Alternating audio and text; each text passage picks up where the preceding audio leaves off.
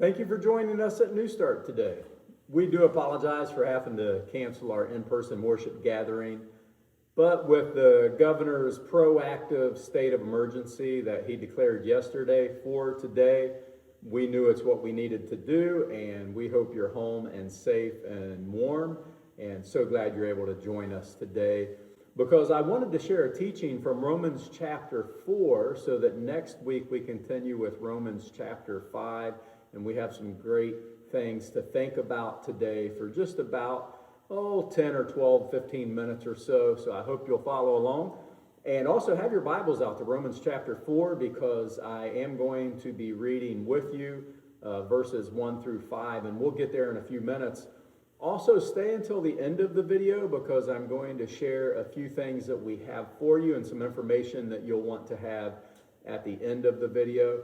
So be sure and check that out also. But thank you for signing on today and joining us to take a look at an important part of the first part of Romans chapter 4, because it deals with something that some of us are familiar with. Many of you know quite well, and others of you, this is a new idea, but it is still something that people who have been followers of Christ for a long time struggle with. Let me give you an example. Most of us never say it out loud, but when our prayers are falling flat, and when this task list of Christian things that we have to do in our mind goes without having all the boxes checked, or maybe we replay that one failure from our life that we just desperately wish we could erase, we second guess whether we're even Christians at all in the first place. Or at minimum, we think we're not a good enough Christian. You ever feel that way? Romans 4 is going to speak to us. Or I know I've talked to many teenagers and young adults who will say things like, man, I shut my eyes and I try to believe, and I try to believe harder, and I still just don't feel like God's listening right there in the middle of the quietness that comes back when I do that. Or have you ever said something like this? I believe, or at least I think I do, but I just don't feel anything changing. Or how about this? I want to have stronger faith, but some days it feels like I'm barely hanging on. It's during these times of doubting, when we hear the word grace, we kind of flinch a little bit because it sounds too good for someone with our past or with our history. And all of these thoughts and feelings that you're probably familiar with, a couple of them, if not all of them, they're a sign that from time to time we do wrestle with a view of faith that is based on works, based on the things we do. And when we get to Romans 4, the people to whom Paul is directly writing, they had this works faith deep down inside of them, that being right with God came from doing everything right. It came from keeping the rules, following the ceremonies, keeping the traditions alive. They were convinced that God's approval rested on their performance. And Paul steps in to confront this mindset in the beginning of chapter 4, that they trusted in their religious heritage, they trusted in this spiritual performance checklist of the law. And so here's what Paul's doing as we read verses 1 through 5. What he is doing is correcting their thinking that their works or their heritage is where their faith is being accepted by God. So we're going to pick up in verse 1. Permit me to read it here from my iPad. And if you'll follow along with me, chapter 4 of Romans, we're going to read it together. Here we go. Abraham was, humanly speaking, the founder of our Jewish nation. See here at the beginning of this, he's speaking to the Jews in Rome. What did he discover about being made right with God? If his good deeds had made him acceptable to God, he would have something to boast about. But that's not God's way. Verse 3. For the scriptures tell us, Abraham believed God, and God counted him as righteous because of his faith. You see, the key there is not because of his works, but because of his faith. Let's continue in verse 4. When people work, their wages are not a gift, but something they have earned. Verse 5. But people who are counted as righteous, not because of their work, but because of their faith in God who forgives sinners. That's how we're counted as righteous. What Paul is doing with Abraham is dismantling the idea that God waits for us to perform well enough before he accepts us. Before there were commands to obey, before there were rituals to keep, before he had done anything that looked religious, Abraham simply trusted what God had said. And Abraham's trust that God would do as he promised is what God counted as righteousness. So I want to get clear about this righteousness in the original language. In our time, we can read it as salvation, being made right with God. God accounted it to him as being made right with him. God gave him his salvation. The best way that I understand it comes from the words of N.T. Wright in one of his commentaries on Romans. He describes righteousness here as, and I quote, God's declaration that someone is in the covenant family. He counted it to Abraham as righteousness. I close the quote. He counted it to Abraham as righteousness. It means he is someone that is now in the covenant family, and it's because of what God did, because he trusted what God said. So he's therefore fully accepted. Paul showing them and us that if righteousness, salvation, could be earned, Abraham would have earned it and he would have had the right to brag. But the whole reason his story from Genesis matters here in Romans chapter 4 is because he didn't earn it. And the Gentiles couldn't earn it in chapter 1, and the Jews can't earn it in chapter 2. God, chapter 3, is the one who forgives. And faith, trust that he will do what he said, is what God responds to and counts it to us as righteousness in chapter 4. Abraham becomes the proof that God makes people right through trust in his promises, not the strength of their spiritual performance. And that's good news for us. And this is where it comes back to us. We often slip back into that idea that God he's measuring us. Yeah, you're doing this well, you're doing this well. He's grading us, giving us a B for our performance, or a C, or a D. Or he's waiting for stronger faith before he calls us his own. But Romans 4 tells you that God isn't looking at your grip strength. He's not looking at the strength of your grip like when we're rock climbing or on the face of a mountain and you got a grip to hold on to something. Your life is dependent upon the strength of that grip. And sometimes we apply that wrongly to our faith, and that's what was happening here at the beginning of chapter 4. And he said, no, it's not that. It's not your grip strength. So for you today, or this week, when you're swimming in diapers and running kids to places, all the places they got to be, and you are fully aware that those boxes of Christian things that you want to do, those boxes haven't been checked for the day or for the week.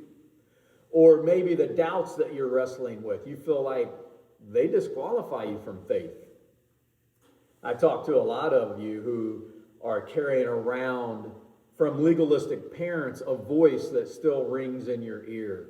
You better not mess up. You better not mess up. Got to be done with you. And that's what we feel like. I know a lot of us will whisper a prayer to God, and almost when we're finished with that prayer, immediately we start second guessing and wondering if God is even willing to listen to us. Because people with real faith, they shouldn't struggle like you do, right? Well, God steps right into the middle of all that and says, I'm the one who holds you. It's not about your grip strength when it comes to faith and being a part of the covenant family. It is my unbreakable grip that responds to your trust in what I say. In Romans 4, faith means trusting that God is the one who saves us, the one who brings us into his covenant family through the work of Christ. It's faith, not achievement, which God accounts and credits to us as righteousness, as being made right, as being accepted into the covenant family because of what he has done. And Paul is making this point very clear. What saves you and what saves me is God's gracious promise fulfilled through Jesus Christ and our trust in that. Now, I did want to take the time to put this on video and share it together today, knowing that salvation by faith is something that's familiar to a lot of us watching this together today. I also know it's something that a lot of us need to be reminded of because those shadows of salvation by works keeps creeping in from time to time and weakening our response to what God is trying to do in our life. So we still need to be reminded at the beginning of Romans chapter 4. But the other reason I wanted to share it today is because where we're going in the weeks to come, I want to show you where this matters so much. We want to clearly see how Paul has been building a foundation with these first 4 chapters. In chapter 1 that we talked about several weeks ago, he shows that all humanity is trapped in sin and cannot in any circumstances rescue itself. You cannot be a part of the covenant family by works. Chapter 1 shows that. We're all trapped in sin. We cannot rescue ourselves. And then in chapter 2, he turned the mirror around from the Gentiles in chapter 1 to the Jews in chapter 2. And he makes clear that they're not going to be rescued because of their ethnicity.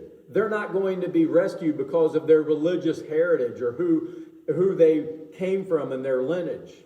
They're not going to be rescued from the entrapment of sin because of the religious rules of the Old Testament. And that's why chapter 3 was so exciting. He announces the turning point. God's own righteous character moved him to rescue the world through the death and resurrection of Jesus. And then today we come to the beginning of chapter 4. And the reason salvation by faith and faith alone is so important, the reason it's so important is because here at the beginning of chapter 4, God opens the door wide that anyone can walk through. He opens the door wide. The Jews thought it was a very narrow door that you had to be from Jewish heritage or accept the Jewish religion and follow the laws of the Torah. And the Gentiles were just such a hot mess there at the end of chapter 1. There's no saving them. But God is forming a new kind of family through faith, one that is built not on ethnicity or family lineage or even spiritual achievement of checking off the box. It's a family made up of people who take God at his word, held together by what God has done through Jesus. And that's why we as followers of Christ rid all racism from our lives. We rid all snobbery from our lives because we realize the ground is level at the foot of the cross, and we are not made right with God either because of who raised us, how many times we go to church, or what type of performance have. We are only made a part of the covenant family because of our trust in what Jesus did. It's not about our grip strength. It's about his unbreakable grip. So I wanted to share that with us today because as we go into the rest of Romans over the next couple months, the rest of Romans, Paul is showing where the foundation of these 4 chapters go next. The new family is called into a new way of life together. It's a new family, a big family of Gentile and Jew, of all races, of all people who accept Jesus and trust what God has said. It's a covenant community that's shaped by grace, grounded in the gospel of Jesus to live out the new kind of love that God has for us. And the rest of Romans begins showing us on the foundations of 1 through 4 what that looks like. That we will be a people trusting God to keep his promises. 1 through 4, that saves us. And then from chapter 5 through the rest, learning to live so our lives reflect the goodness of what he's done for us in Romans chapter 3 and chapter 4. Lives that reflect we belong to him. So you'll want to go back and listen to any of the messages you've missed. You are able to get those on our website under teachings. You're able to get those on our New Start app. If you go to your app store and just search the words My New Start, My space, and one word New Start, you'll find our app. You can get our teachings there. On our website, you will not want to miss next Sunday as we go into chapter 5 because Dr. Joe Knight is going to be bringing us Romans chapter 5 at 10 o'clock next Sunday, and you don't want to miss it. The other thing I wanted to share with you is if you're on YouTube, Go through the video, click down into it to where you can get to the description, and there will be some links there for you for some upcoming information and where these other teachings are available on Romans. And if you're in Facebook, just drop down into the comment section on Facebook, and you might have to sort through a couple of comments, but you will also find there some links that will help you too. So thanks for joining us on this snow cancellation state of emergency day. We hope you stay safe. We hope you stay well. And most importantly, we hope you trust in the promises of God through the person of Jesus Christ for the forgiveness of our sins. If you don't have a home church, we would love for you to come and be a part of New Start. Join us next Sunday when Dr. Joe brings us chapter 5 of Romans. God bless you. Have a great day.